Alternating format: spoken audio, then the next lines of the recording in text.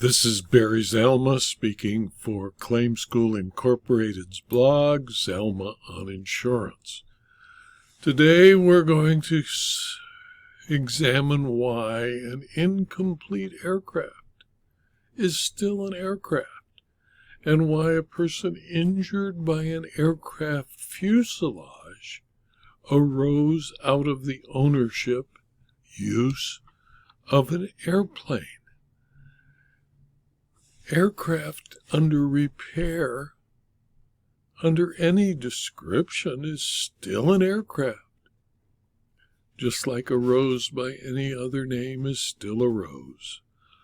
A woman was severely injured while moving an inoperable airplane. She came to court seeking to recover from her husband's homeowner's insurance policy. The insurance policy excluded injuries arising out of the ownership, maintenance, use, loading, or unloading of an aircraft. The policy further defined aircraft as any conveyance used or designed for flight.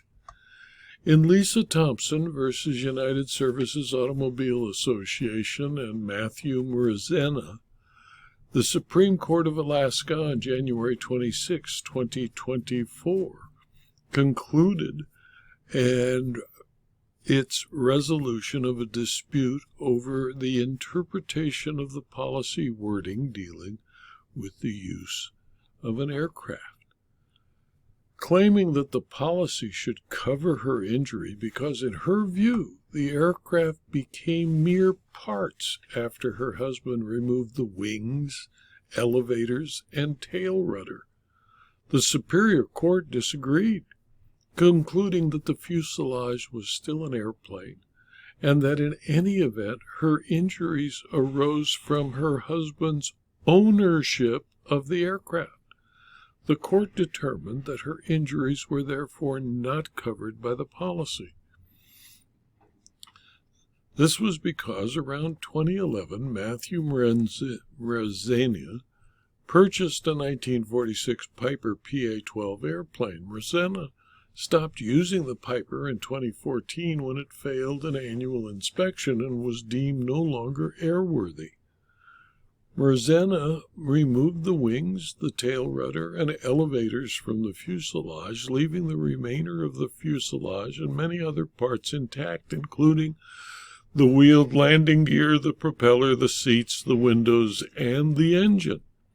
Mrzena kept the Piper in a plastic temporary garage at his home in Palmer, Alaska. In 2019, Mrzena purchased a new residence where he planned to live with his now wife, Lisa Thompson. During the summer, Thompson and Mrzena were in the process of moving their belongings, including the Piper, to the new home. As part of the move, the Piper needed to be pushed out of the garage and onto a trailer. Mrzena was pushing from the back of the Piper while Thompson at the front, when Thompson became pinned under the Piper's nose. Thompson's resulting injuries were severe. At the time of the injury, Mrzena had the Piper registered as an aircraft with the Federal Aviation Administration. He also held an aircraft owner-specific liability policy on the Piper with a Vemco insurance company, and throughout his ownership of the Piper, Mrzena continued to renew both the Piper's FAA registration and the Vemco aircraft policy.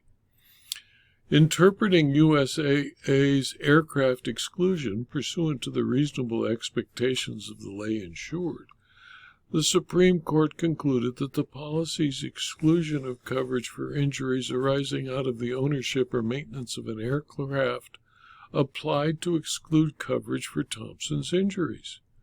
Regardless of whether the Piper was an airplane or a collection of airplane parts when it injured Thompson, the injury still arose out of Mrzena's ownership.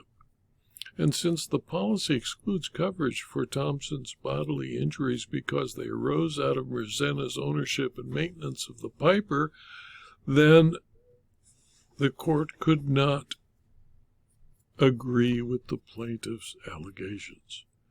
because generally courts determine the liability of an insurer by the terms of the policy the insurer issued. Policy language is construed in accordance with ordinary and customary uses, and a restriction on coverage is enforceable if an insurer by plain language limits the coverage of the policy. The USAA policy broadly excluded coverage for bodily injury arising out of ownership and maintenance of an aircraft. This language supports the reasonable expectation that Thompson's injuries would not be covered because Mrzena and Thompson's movement of the fuselage and her resulting injuries arose out of Mrzena's ownership and maintenance of the Piper. Reasonable plane owners would not expect that their planes cease to be aircraft solely because the aircraft had been partially disassembled to perform maintenance. Mrzena testified he removed the wings, the tail rudder, and elevator to repair damage to the plane's exterior fabric and to begin the process of recovering the components. The Supreme Court noted that clear and unambiguous policy language excluding injuries arising out of ownership or maintenance of an aircraft foreclosed Thompson's argument that her injuries were covered by the policy.